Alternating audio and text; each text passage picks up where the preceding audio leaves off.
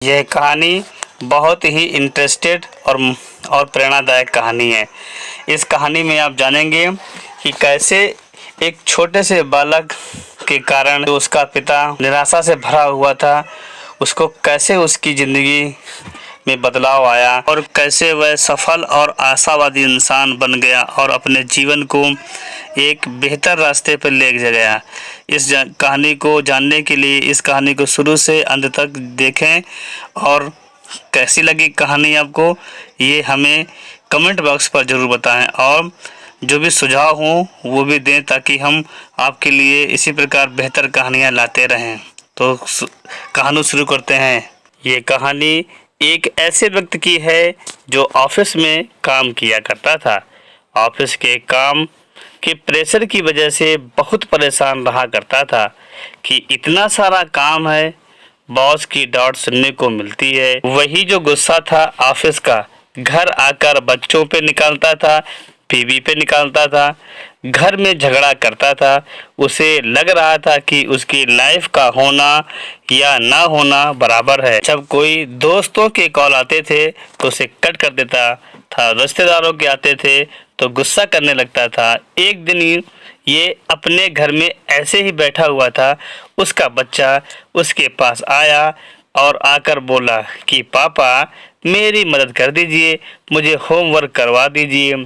तो फिर इसने अपने बच्चे को डांट कर के भगा दिया कि जाओ यहाँ से, मैं होमवर्क करने के लिए बैठा हूँ यहाँ पे। थोड़ी देर बाद में जब उसका गुस्सा ठंडा हुआ तो उसको लगा कि जा कर के एक बार बच्चे की मदद करनी चाहिए, उसका होमवर्क करवाना चाहिए। तो ये उस बच्चे के कमरे में गया तो देखा कि वो तो सो चुका था। बच्चे ने होमवर्क की कॉपी अपने सर पे रखी हुई थी। होमवर्क करते करते ही वो सो गया था। इसने कॉपी उठाया और इसको लगा कि इस कॉपी को नीचे रख देते हैं ताकि बच्चा आराम से सो सके। लेकिन जैसे ही ये कॉपी नीचे रखने वाला था, इसने पढ़ा कि इसमें लिखा क्या हुआ है। इसको लगा कि एक बार पढ़ लेते हैं बच्चा काम क्या कर रहा था, ऐसा जिसमें उसको मदद चाहिए थी।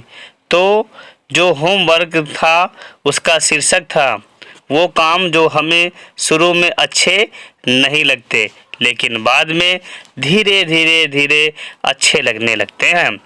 इस शीर्षक पे बच्चे को एक निबंध लिखना था। बच्चे ने एक पैराग्राफ लिख दिया था तो इसने पढ़ना शुरू किया। बच्चे ने सबसे पहले लिखा था, thank you so much final exam का, जो शुरू में हमें बुरे लगते लेकिन उसकी वजह से बाद में गर्मियों की छुट्टियां आ जाती। थैंक यू सो मच उस बेस्वाद कड़वी दवाइयों का जो शुरू में तो बिल्कुल अच्छी नहीं लगती लेकिन बाद में उसकी वजह से हम सब ठीक हो जाते हैं। फिर उस बच्चे ने आगे लिखा, थैंक यू सो मच उस अलार्म क्लॉक का जो सुबह सुबह हमें जगा देती, हमें अच्छा नहीं लगता लेकिन उसकी वजह से जब हम जाग जाते तो हमें मालूम होता चलता कि हम अब जिंदा हैं। थैंक यू सो मच उस ऊपर वाले का, भगवान का। उस बच्चे ने धन्यवाद कहा कि आपकी वजह से मेरे पापा मेरी ज़िंदगी में आए।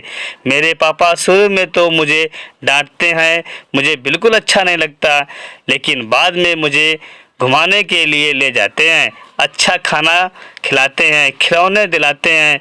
तो ऊपर वाले आपका धन्यवाद कि आपने मेरे पापा को मेरी लाइफ में भेजा, क्योंकि मेरे एक दोस्त तो पापा ही हैं। ये जो आखिरी की लाइन थी, इस लाइन ने उस आदमी को झकझोर दिया, अंदर तक हिला करके रख दिया। ये नींद से जग गया और उसको लगा कि उसकी लाइफ में क्या कुछ है जो ये होते हुए भी मिस कर रहा है। उस बच्चे के निबंध को कॉपी करते हुए बड़बड़ाने लगा, बोलने लगा कि हे ऊपर वाले, थैंक यू सो मच, आपकी वजह से मेरे पास घर है, कईयों के पास तो घर भी नहीं होता। क्या हुआ अगर मैं ईएमआई चुका रहा हूँ? तो उसके बाद उसने बोला थैंक यू सो मच ऊपर वाले, आपकी वजह से मेरे पास परिवार है। कईयों के पास तो परिवार भी नहीं होता, वे दुनिया में अकेले ही होते हैं। इस आदमी ने बोला थैंक यू सो मच ऊपर वाले, आपकी वजह से मेरे पास ऑफिस है, वर्क प्रेशर है, थोड़ा प्रेशर है मेरे पास में, जॉब तो है, कईयों के पास तो जॉब होती ही नहीं है। हे ऊपर वाले, थैंक यू सो मच इस लाइफ के लिए जो आपने मुझे दी। छोटी सी कहानी बहुत बड़ा पॉजिटिव मंत्र देती है।